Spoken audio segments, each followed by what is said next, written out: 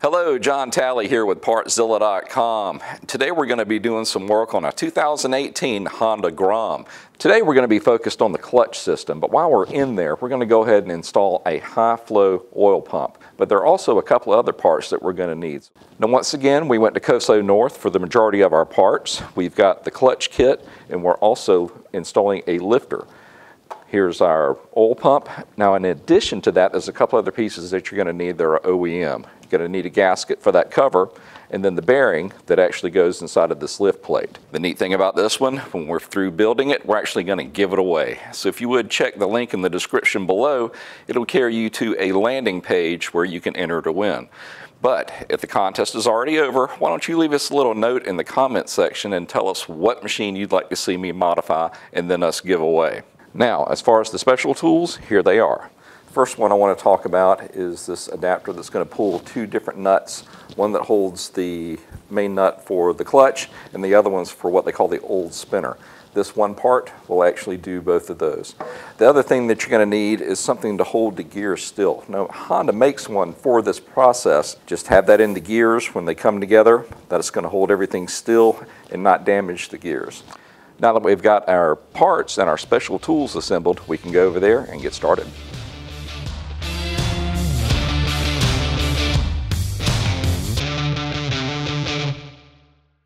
We're going to start this process by laying in our fiber plates, and we're just going to pour a quart of oil so they can soak while we're pulling the rest of the machine apart.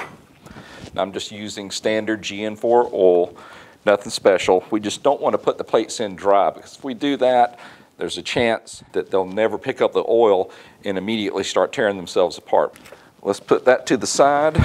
Next, we're going to go ahead and drop the oil out of the machine. You just need a 17 millimeter to do that. The bolt you're looking for is right here. Now we probably could have used the oil out of it to soak our plates, because this machine has, I think, 2 miles on it. Yep, it looks brand new. So we've got our plates soaking, all the oil's drained out. Let's go ahead and reinstall our drain plug.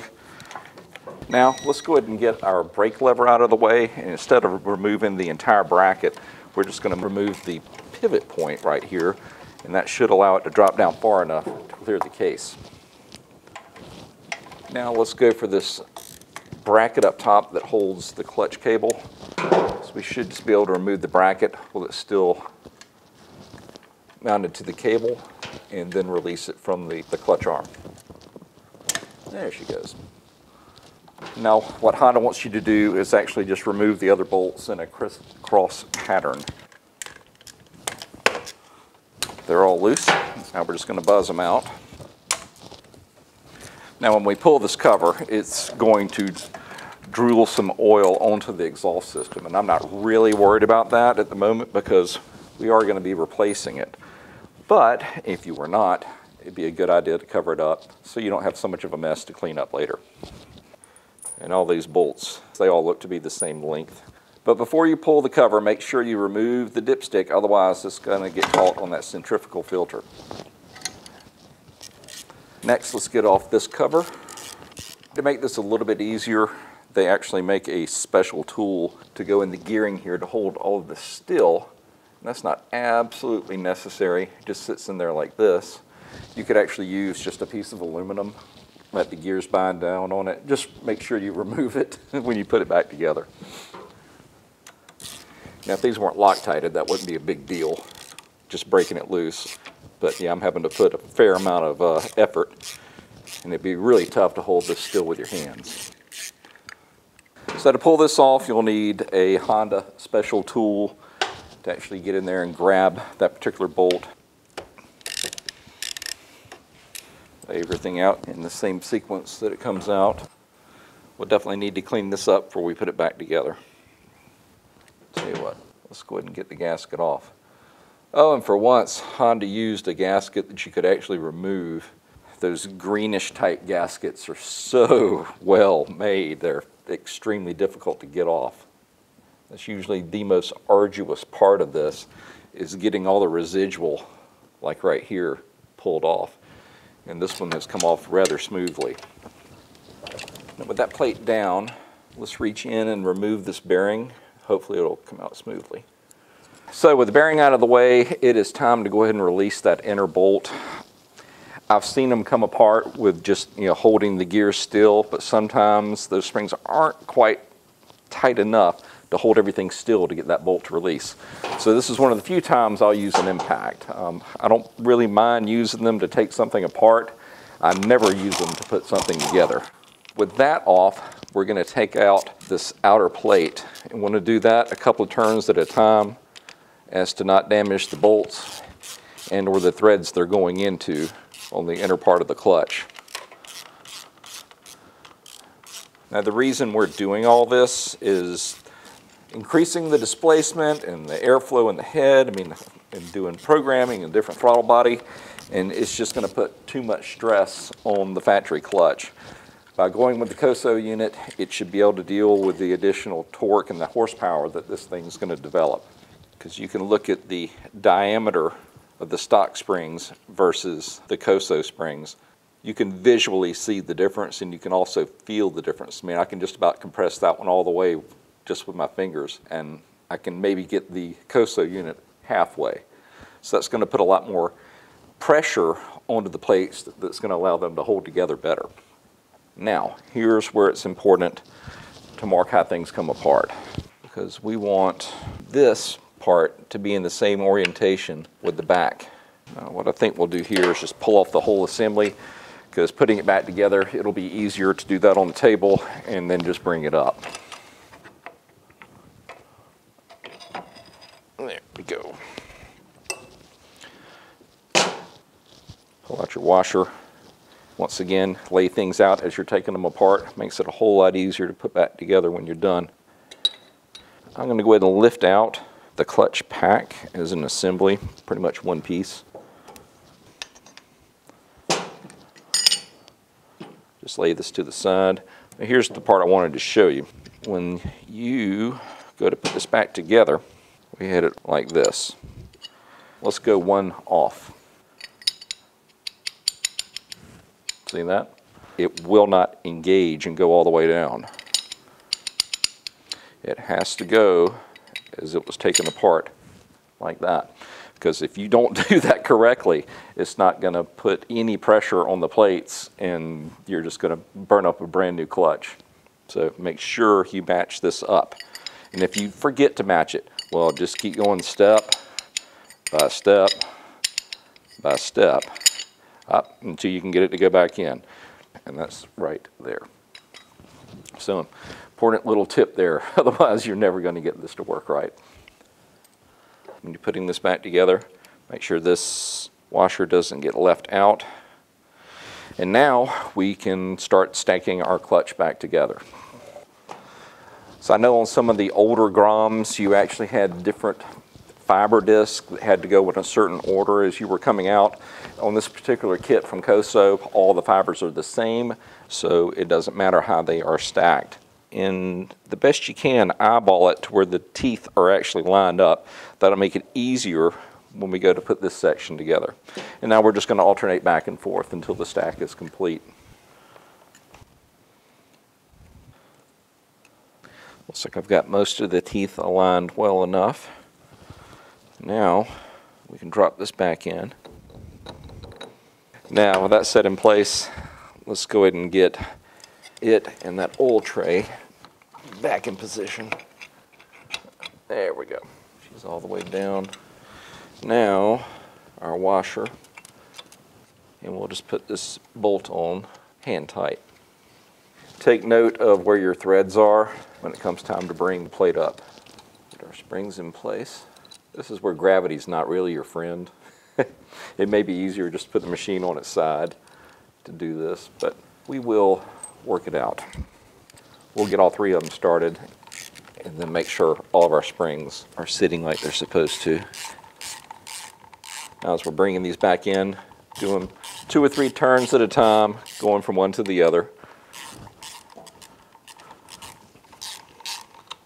Alright, looks like everybody's bottomed out now. Now we're going to grab our torque wrench and set these to 9 foot-pounds.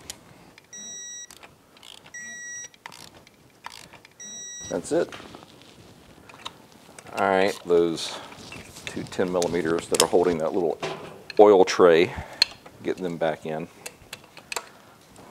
Now we're going to switch gears and turn our attention to the oil pump, because now would be the perfect time to go ahead and get it swapped out. Now the reason we're doing this is because we want more oil flow. With this modification, it increases the amount of pressure, hence more oil gets circulated more often inside the engine. Now there are other kits that are available, but the amount of modifications that I'm doing to it, it should make a really safe and reliable machine without having to go any further. Here it is, both the dowels stayed in the casing. So now all we need to do is take off the circlip, disassemble this, and then actually reassemble it using the same circlip with our new housing and internals. There's our plate.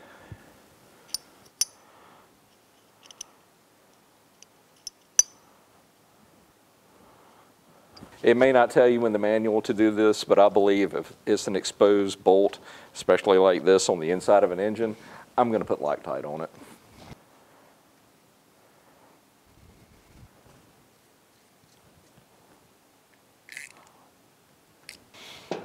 All right. Now, put your pin through your gear. I'll put the shaft through once you get it aligned properly. There she goes. Then just get our E-clip back in. I think I can do this without piercing myself. There she goes. That should do it. Now let's just bolt it back in place. A little bit more Loctite. Then we'll take each one of these to 9 foot-pounds. Be careful when you're doing this. Make sure that your teeth are aligned on the gears. Otherwise you could snap them as you're pushing it back in. Now, if this is the first time you've been into your engine and you've got some miles on it, now is a good time to clean out this little strainer right here. I expected mine to be perfect because, like I said, this thing had 2 miles on it when we rolled it in the shop. But if yours has a few on it, now's the time to check that and go and get it cleaned out. Now, the other aspect that you need to look at is the centrifugal oil filter, or spinner. I think that's what it's commonly called. It has a little bit of trash in it. Chances are that yours probably has a lot. So now's the time to go ahead and get this cleaned out. Okay, before we get the spinner put back on, let's go ahead and torque that main bolt going to our clutch basket. Both of these nuts actually go to 47 foot-pounds. At this point, we can go ahead and put our bearing back in. Make sure that the lettering is facing out. There we go. Next, let's put the spinner back on. Its washer, and then this nut. Get our holder in place. There we go. We're getting close now, guys. Now this is one gasket I did not reorder, but actually this one looks to be in good shape, so we're going to go ahead and pop it back on. Now I know these had Loctite on them when we took them apart, so they're definitely getting Loctite to go back together. Use our holder one more time.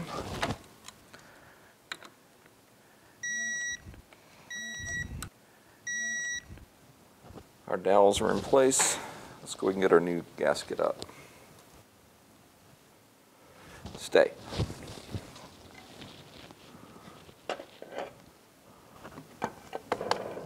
All these bolts are the same lengths, so just don't forget these little brackets, and we'll do that one last with the clutch cable on it so we can get the cable back. There we go.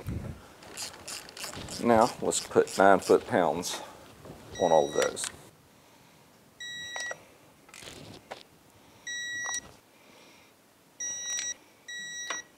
Let's get that last one. There we go. Next, let's bring our brake pedal back up into position. All right, guys, only thing I have to do next is just fill it up with oil, but seeing how I'm going to go into this engine a little bit further, we're not going to fill it up at this point in time. Well, listen, why don't you go ahead and hit that link down below and enter to win this machine when I'm through with it. Hey, if you're curious as to what I'm going to be doing next, why don't you go ahead and hit that subscribe button? That way you'll know. Well, listen, we just want to say thank you for shopping here with us at Partzilla.com. And if you need any parts for your machine, whether it be for a Grom or whatever, we've got them, so come see us. Once again, thank you, and we will see you in the next video. Y'all have a great day.